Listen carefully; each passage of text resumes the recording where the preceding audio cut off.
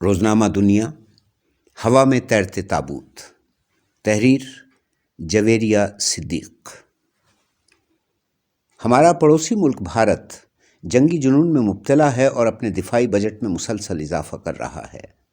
اس وقت کرونا کے سبب بھارتی معیشت سست روی کا شکار ہے، مگر ان حالات میں بھی بھارت نے دفاعی بجٹ کو 7% بڑھا دیا اور 2020-21 کے دفاعی بجٹ میں 13,000 کروڑ کا اضافہ کیا۔ یوں اس وقت بھارت کا دفاعی بجٹ 47 کھرب بھارتی روپے ہو گیا ہے۔ دنیا بھر میں بھارت وہ تیسرا ملک ہے جس نے 2019-20 میں سب سے زیادہ فوجی اخراجات کیے۔ جنگی جنون میں مبتلا بھارت اسلحہ اور دفاعی سامان خریدتا چلا جا رہا ہے، مگر دوسری طرف اس کی فوج شدید مایوسی کا شکار ہے۔ بھارتی فوج اس وقت خوراک کی کمی کے مسئلے سے دوچار ہیں اور مسلسل ڈیوٹی، سینئرز کے ناروا سلوک اور چھٹی نہ ملنے کی وجہ سے نچلے درجے کے فوجی خودکشیاں کر رہے ہیں۔ بھارت یہ بات سمجھنے سے قاصر ہے کہ جدید اسلحہ، دفاعی سامان اور جنگی جہاز کسی کام کے نہیں اگر فوج مایوسی کا شکار ہو۔ بھارت میں وزارت دفاع اور عسکری شعبے میں بدعنوانی عروج پر ہے۔ سیاست دانوں اور فوج میں ایک خلیج حائل ہے اور دفاعی معاہدوں میں مسلسل کرپشن کے باعث عام بھارتی فوجیوں کی کارکردگی متاثر ہو رہی ہے۔ خالی پیٹ بھارتی فوجی اسلحہ اٹھا کر جنگ لڑنے سے قاصر ہیں۔ 2009 سے 2014 تک 598 بھارتی فوجیوں نے خودکشی کی۔ 2015 میں 69 بھارتی فوجیوں نے خود کو موت کی نیند سلایا۔ خاص طور پر مقبوضہ کشمیر بھارتی افواج کا شمشان گھاٹ ثابت ہو رہا ہے۔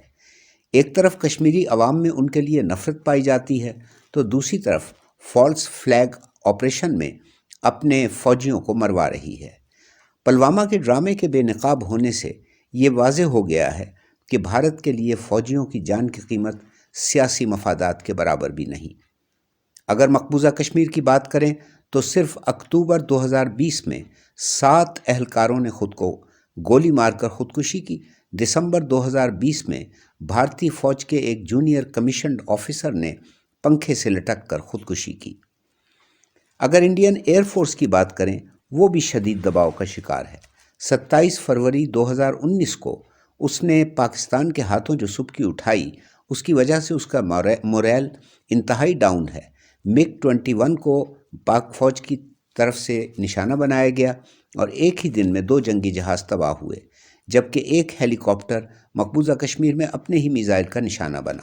تاہم ایک روایت جو برقرار رہی وہ جنگی طیاروں کی خریداری میں ہونے والی کرپشن ہے۔ انڈین ایئر فورس کا انحصار MiG-21، میراج 2000 اور دوسرے طیاروں پر ہے۔ رافیل طیارے جو حال ہی میں فرانس سے بھارت کو ملے ہیں ابھی پوری طرح فعال نہیں ہو سکے ہیں۔ بھارت اس حوالے سے ٹیکنیکی مسائل کا سامنا کر رہا ہے۔ دوسری جانب MiG طیاروں کی بھارتی عوام نے فلائنگ کافن یعنی اڑتے تابوتوں کا خطاب دے رکھا ہے۔ اس کے علاوہ ان طیاروں کو سہاگنوں کو بیوہ کرنے والا جنگی جہاز بھی کہا جاتا ہے۔ 5 جنوری کو بھارت کا ایک MiG-21 راجستھان میں کریش ہوا۔ یہ ایک ٹریننگ پرواز تھی، تاہم فنی خرابی کے باعث طیارہ کریش کر گیا۔ البتہ پائلٹ حادثے میں محفوظ رہا۔ سال کی شروعات ہی اچھی نہیں ہوئی تو آگے کیا ہوگا اس کا اندازہ بخوبی لگایا جا سکتا ہے۔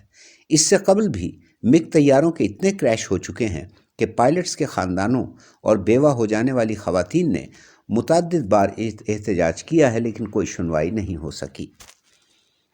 فروری 2019 میں پاکستان نے بھارتی طیارے گرائے تو بھارت نے بہت شور مچایا کہ پاکستان کا ایک F-16 طیارہ بھی تباہ ہوا ہے۔ حالانکہ یہ جھوٹا دعویٰ تھا اور امریکی جریدے فارن پالیسی میگزین نے اپنی رپورٹ میں واضح کیا کہ پاکستان F-16 طیاروں کی تعداد پوری ہے۔ بھارتی میڈیا جتنی بھی مہم چلاتا رہے، اسے خطے کے دیگر ممالک کی ایئر فورس پر برتری حاصل ہے۔ حقیقت سب جانتے ہیں۔ بھارتی وزیر دفاع کے مطابق 872 روسی ساختہ MiG طیاروں میں سے اب تک آدھے کریش ہو چکے ہیں۔ اس معاملے کو لے کر عامر خان نے ایک فلم رنگ دے بسنتی بنائی تھی۔ اس میں بھی MiG طیاروں کے کریش کے معاملے کو اٹھایا گیا تھا۔ کہ ان طیاروں کی خریداری میں گھپلا ہوا، جس کے سبب ناقص طیارے خریدے گئے اور نتیجتاً بھارتی پائلٹس اپنی جان سے ہاتھ دھو بیٹھے۔ اگر ہم مگ طیاروں کا جائزہ لیں تو علم ہوتا ہے کہ روسی ساختہ مگ 27 طیارے نے اپنی پہلی پرواز 1955 میں کی تھی، اور یہ اس وقت روس، کروئیشیا، بھارت اور رومانیہ کے زیر استعمال ہیں۔ مگ 29 کو روس، بھارت اور یوکرائن استعمال کر رہے ہیں۔ اس نے اپنی پہلی اڑان 1977 میں بھری تھی۔ مگ 29 کی سپیڈ 2400 کلومیٹر فی گھنٹہ ہے اور اس کی رینج 1430 کلومیٹر ہے۔ یہاں ایک اور بات دلچسپ ہے کہ کارگل کی جنگ میں پاک آرمی کی ایئر ڈیفنس نے بھارت کے ایک مگ 27 کو نشانہ بنایا اور پائلٹ فلائٹ لیفٹیننٹ نجکتا کو زندہ گرفتار کیا۔ اس کو بچانے کے لیے آنے والے مگ 21 کو پاک آرمی کے ایک فوجی نے کندھے پر رکھے میزائل سے مار گرایا۔ اس طیارے کے ساتھ اسکواڈرن لیڈر بھی ہلاک ہو گیا۔ اس کے علاوہ ایک انڈین ہیلی کاپٹر MI-17 بھی نشانہ بنا تھا، جس میں 4 افراد ہلاک ہوئے تھے۔ 1970 سے 2015 تک 170 بھارتی پائلٹس مگ طیاروں کے کریش میں ہلاک ہوئے ہیں۔ 2016-17 میں انڈین ایئر فورس کے 6 فائٹر جیٹ، 2 ہیلی کاپٹر، 1 ٹرانسپورٹ ایئر کرافٹ وغیرہ کریش ہوئے۔ 2017-18 میں 2 فائٹر جیٹ کریش ہوئے۔ 2018-19 میں 7 فائٹر جیٹ، 2 ہیلی کاپٹر اور 2 تربیتی طیارے تباہ ہوئے۔ جنوری 2019 میں بھارتی ایئر فورس کا ایک طیارہ اتر پردیش میں کریش ہوا۔ فروری 2019 میں بھارتی فضائیہ پر کافی بھاری رہا۔ پہلے ایک معراج طیارہ بنگلور میں کریش ہوا اور اس کے بعد ایک اور طیارہ ریہرسل کے دوران آپس میں 2 طیارے ریہرسل کے دوران آپس میں ٹکرا کر تباہ ہوئے۔ 27 فروری کو بھارتی MI ہیلی سری نگر میں اپنے ہی ایئر میزائل کا نشانہ بنا، جبکہ پاک فضائیہ کے شاہینوں کے ہاتھوں مگ 21 طیارہ تباہ ہوا اور پائلٹ ابھینندن زندہ گرفتار ہوا، جبکہ مقبوضہ کشمیر میں ان کا ایک اور طیارہ بھی گرا اور پائلٹ مارا گیا۔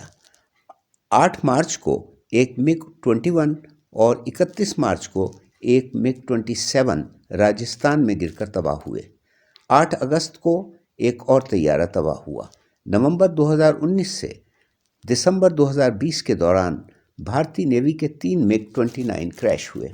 یہ ایک طویل فہرست ہے جس کو شاید پورا بیان کرنا ممکن بھی نہ ہو۔